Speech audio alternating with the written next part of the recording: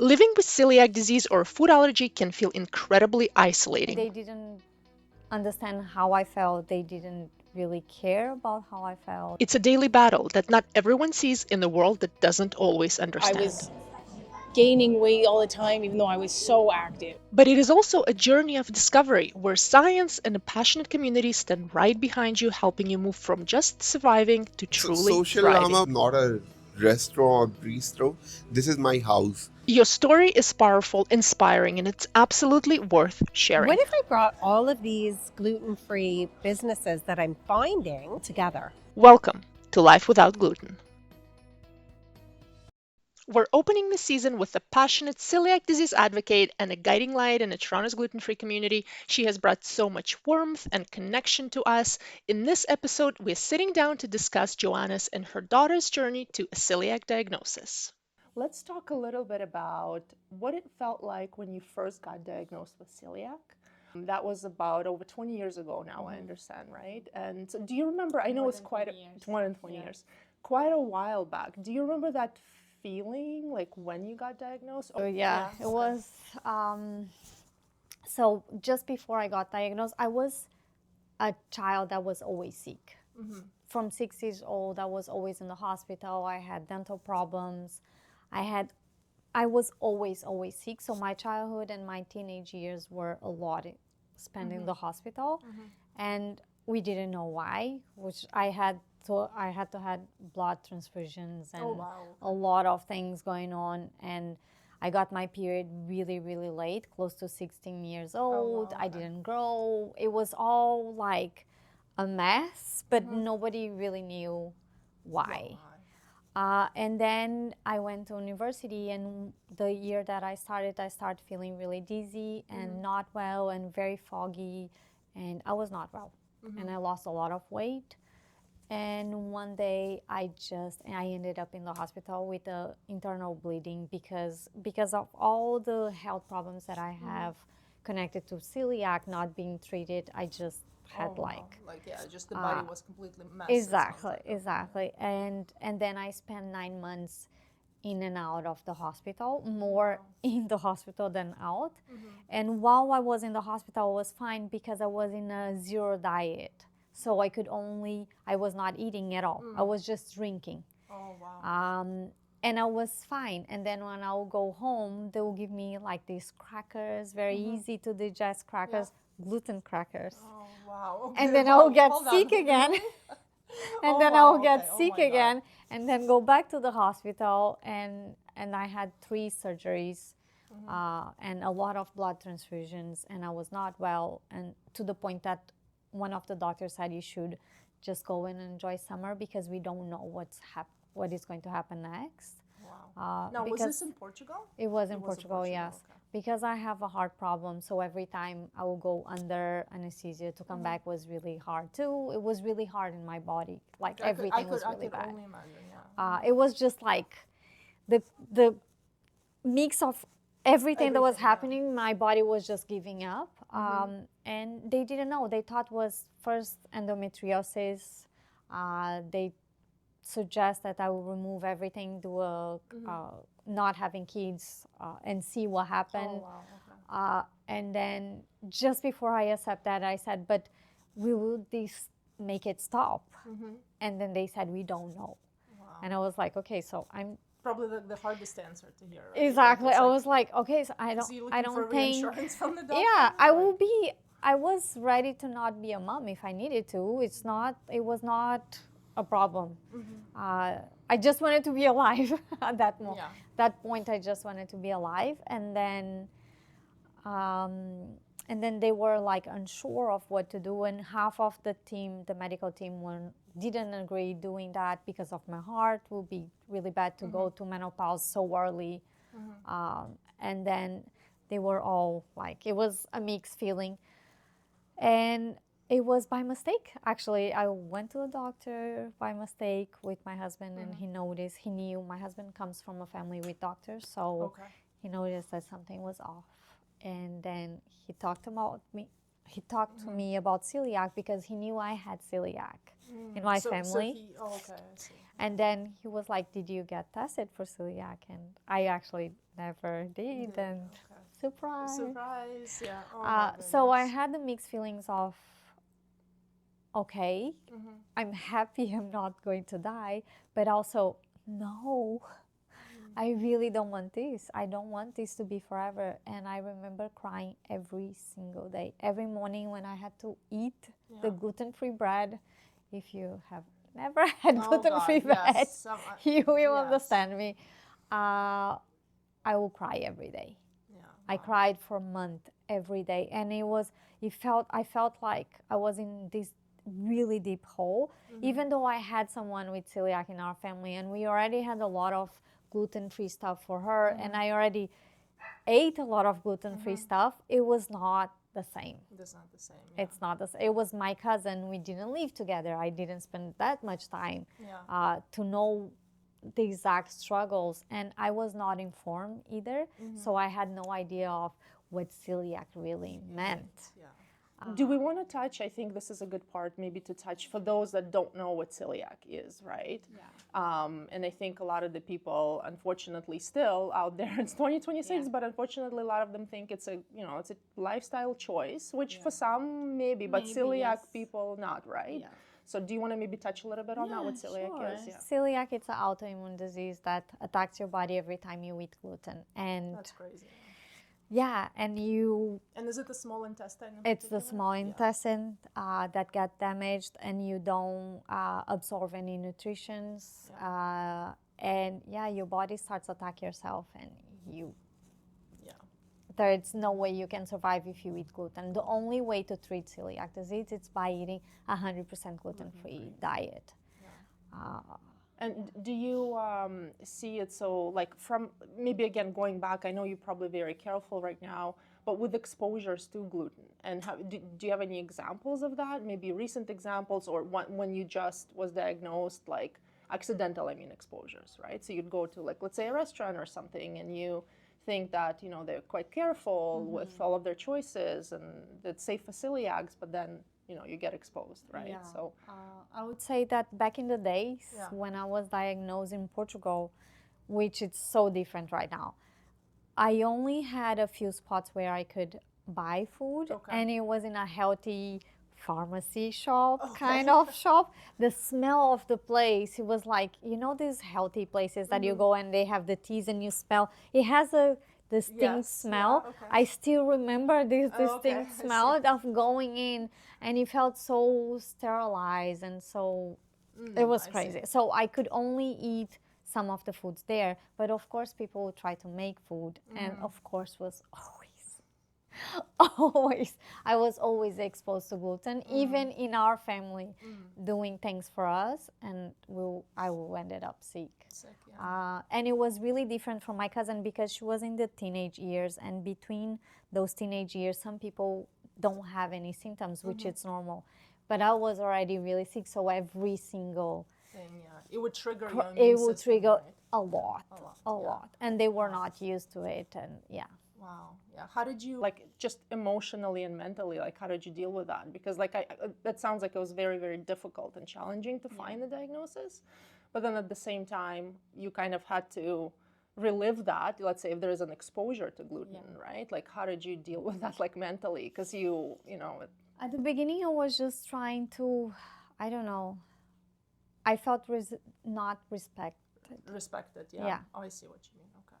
So I felt like people, I had to. They didn't understand. No. Yeah.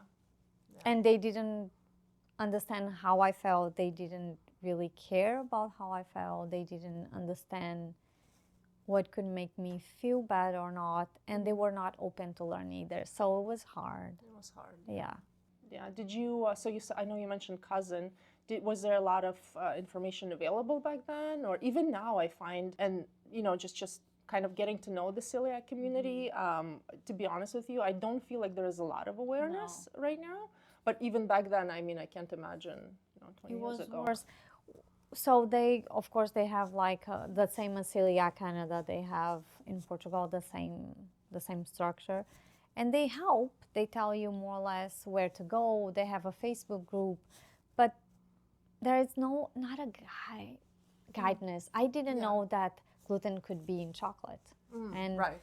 I once had so much chocolate with gluten that I ended up in the hospital. So I didn't know for years that every time I would eat sushi, I would get not great because of the soy sauce. Nobody knew, nobody told me that soy sauce had gluten. So there were a lot of lack of information that people still didn't have it. Yes. Even online was hard because it was not smartphones. I'm old, so it was hard to have all that information in one place. And yes, I did have my cousin, but she was also, they were still lost, and because she didn't have so many symptoms, it was hard. She found out when she was 1 year, less than a year old.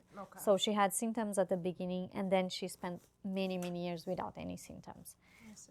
So her mom was kind of cheating sometimes, and it was just the awareness and the seriousness of this disease was not there. Not there, yeah. Yeah. So how long would you say, so I know, how long do you think it actually took for you to understand something was wrong to actually get the diagnosis? Like, was it years? It was years. It was years, yeah. Yeah. Well, I was sick since I was 6 years old, but when I was really bad, it was like maybe 2 years that it was really bad. Okay. Yeah. I understand. Wow. I also wanted to ask, I know you have a daughter as well, Sophia, and she was recently, right, diagnosed celiac as well. How, maybe talk a little bit about, for the parents out there with kids, how the process was. Was it, quite fast that she was diagnosed with? Or did you know right away? What kind of led you to thinking that, she might have celiac? So she had some gastro problems since we introduced food. But she was tested and she tested negative. Oh, interesting. And Okay. for many times, because I have celiac disease, it's normal for the kids to be at least tested once or twice every 2 years. Okay. So she was tested Okay. since she was a kid. Like, I think the first time she was tested, she was 2 years old. Okay. And then she was tested again when she was 3, because the doctors were almost sure that she had it, but the test will come back always negative. Oh, wow. Okay. And Hold on, this is a good point, I think, to bring up, Yeah. because this is interesting. Yeah. So some might say, okay, like, she tested, my kid, let's say, tested negative, and they sort of move on with their lives. Yeah. But the symptoms continue, Yes. right? And she had all the symptoms, so it was hard, even though they thought this could be because she was not growing, she was not gaining weight, she was having a lot of problems like tummy pain, and feeling nauseated and all those things. And they thought it could be, but you always test a negative. And here's the trick about this. I eat gluten-free at home. Yes. She will eat gluten-free at home. Right. And she was not having enough gluten to be tested. I see what you mean. Because you have to have the minimum amount of gluten so to be, so whatever gluten she was having, because I always try to give her gluten to take it to school, so like a cereal bar or something like that. I will always try to give her gluten at school, and she was eating her meals at school which had gluten. But not enough, I think, for her to test it at the beginning. And maybe this is what the doctor said. Maybe this is actually was one of the factors that delayed her diagnosis, because she was eating so much gluten-free food already at home. So it wouldn't show. So basically, because the body, like, it wasn't exposed to gluten As much as it should. right? So the So levels were not, she had inflammation, but it was not the number that they were confident that was gluten. So, and then, and for a period of time, just a year before she got diagnosed, the symptoms got much worse. I was getting calls from the school saying that she was laying down on the floor with a lot of tummy pain after eating. She was not feeling well. She was dizzy. She had headaches almost every week. She was dizzy. She was nauseated. And then she was freezing cold. She never wanted to wear jackets, snowsuits. It was not with her. But then suddenly she was freezing cold all the time, and she couldn't spend the entire break outside. So the teachers will have to bring her home. She had a lot of leg pain, a lot of pain in her legs. Okay. And then at this time of what happened was our family doctor was in a sabbatic year, and then we had to find a new doctor just for her during that time. And then he said that he would like to try something. And I said, okay, let's try. And then we tried 4 months without gluten during the winter, and he said it was very important to do during the winter because the kids don't spike the growth, don't spike so much during the winter. It's stable. They grow, but it's not like the summer. The summer they spike, the growth spike. Interesting. Okay. And she was not growing, she was not gaining any weight. And then he said, let's see what happens. And then we removed gluten for 4 months, and she was Perfect. Wow. she grew so much that we had to buy new pants because it was like a big, she had like a spike of growth. She gained weight, no more headaches, no more tummy pains, no more nauseas. And then he said, okay, I do feel like this is the reason, but we will have to put her back in the gluten diet. And as soon as we did, everything changed.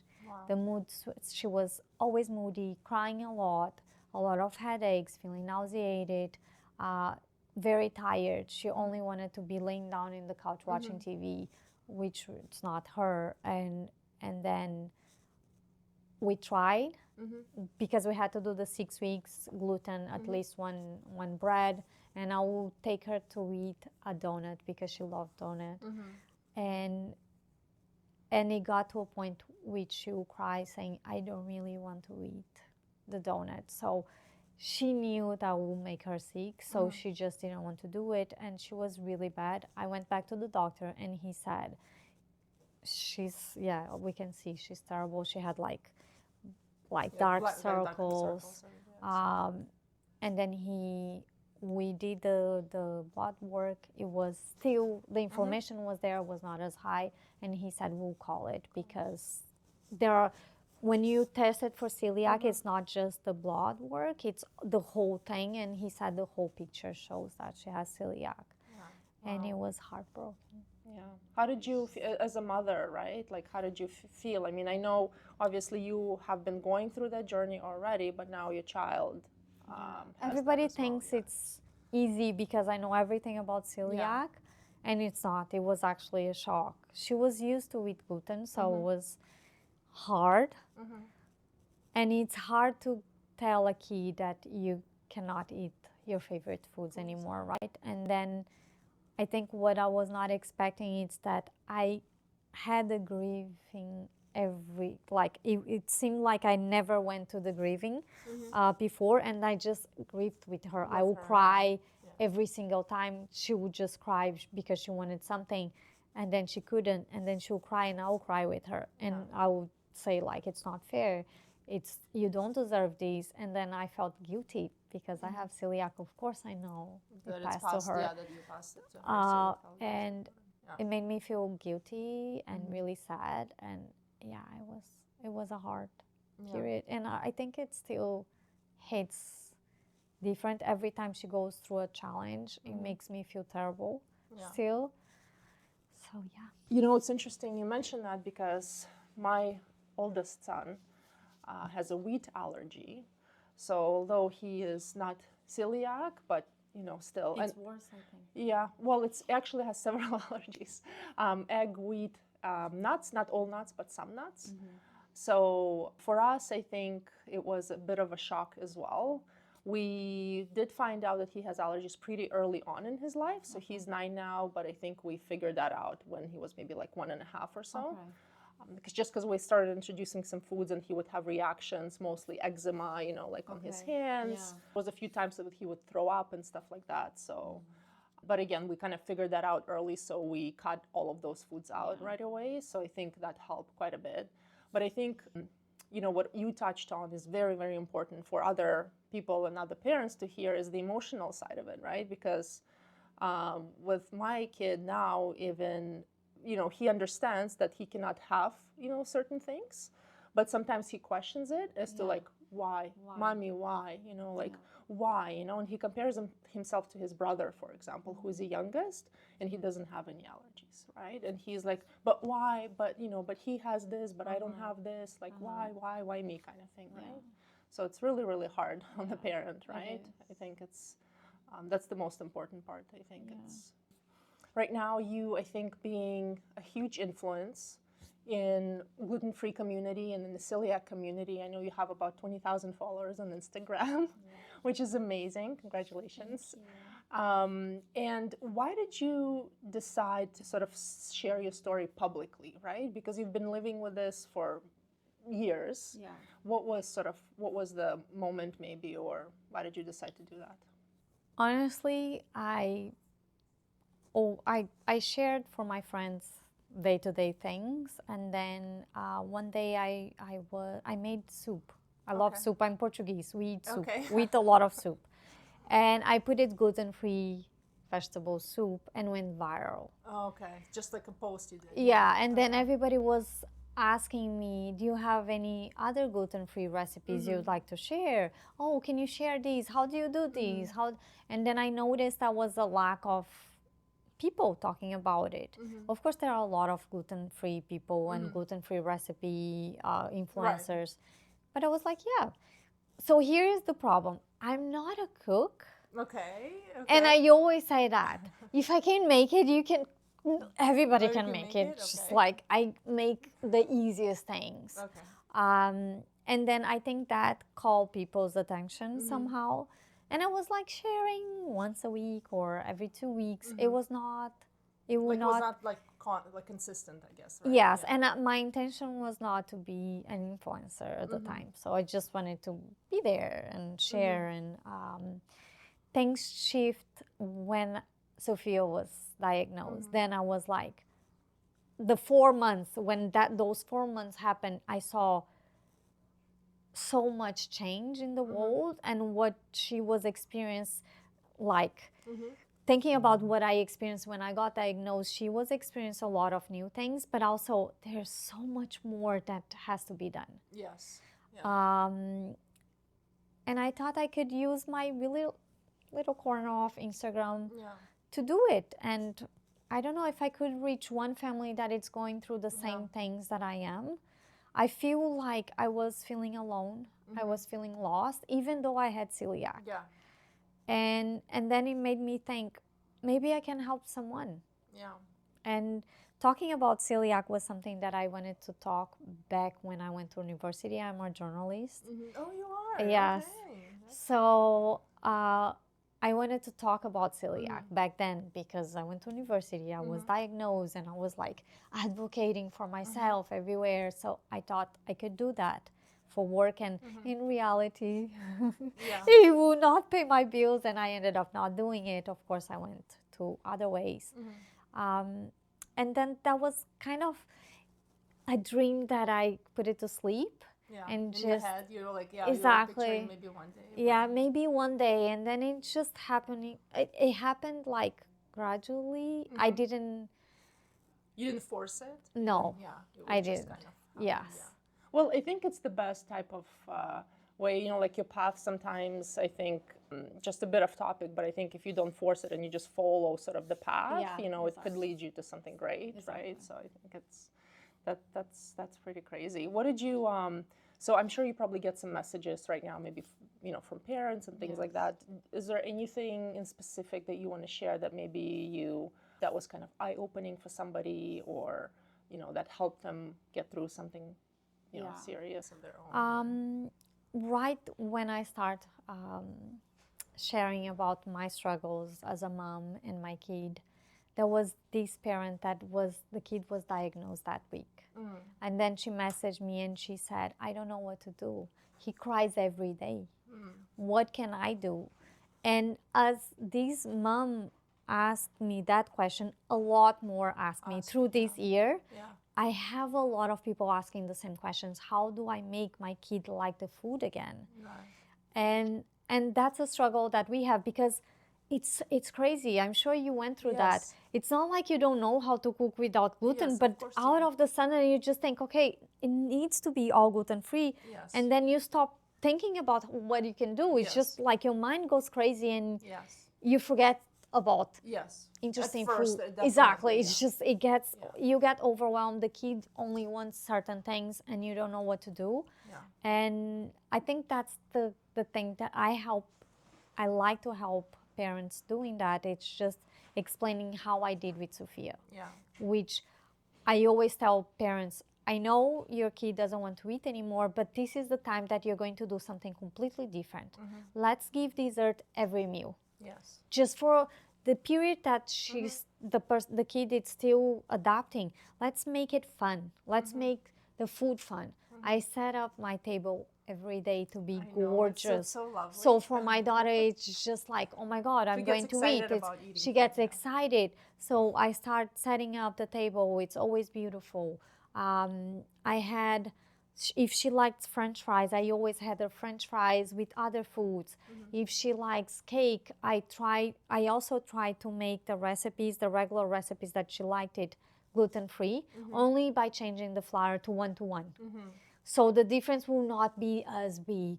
And then try to find the substitutes of chocolates that she liked it, and then try them together and go to stores together. That's a and great make it tip, fun. Yeah. Yes, and make it fun. And try some food and say, oh, this is disgusting together, and then laugh about it, and then be excited about driving an hour to get a cake. You know, just entering a new world. Make it fun. Make it living with the kid together. Yes. I love that advice. I think it's a perfect advice. Yeah, so it really helps a lot of parents. And then I love to get the message back saying, oh, my kid is eating, or taking pictures of, look at what my kid ate this Christmas. And it makes me feel warm, and yeah, Yeah. No, I'm helping another kid. another kid. Yes. That is perfect. And on that note, I just realized I wanted to ask you something. So you do usually annual Christmas parties, right? Yes, For I the do. kids, Yeah. which I had the privilege of attending this year. Thank you for the invitation.